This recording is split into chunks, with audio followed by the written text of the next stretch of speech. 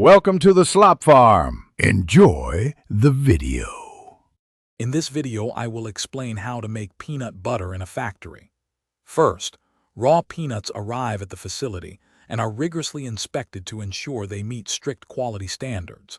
Any foreign materials, like small stones or stems, are removed through a series of cleaning processes.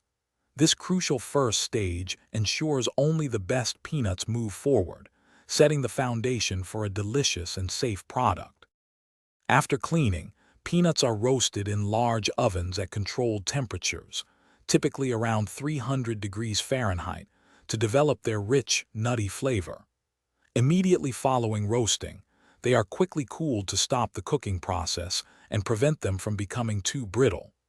Next, a blanching machine gently removes the thin red skins and the small bitter heart from each peanut, leaving only the perfect kernel.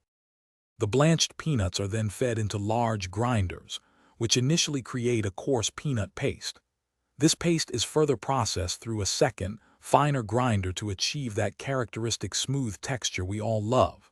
During this stage, ingredients like salt, a small amount of sugar and stabilizers, often around 1.5%, are carefully added and blended to ensure the peanut butter remains consistent and prevents oil separation.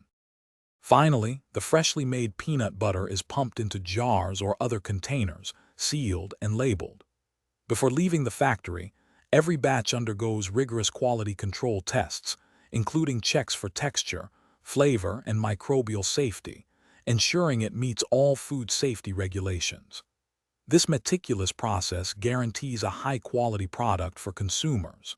For more great deals, and to check out some amazing socks with a lifetime warranty, be sure to look at the links in the description below.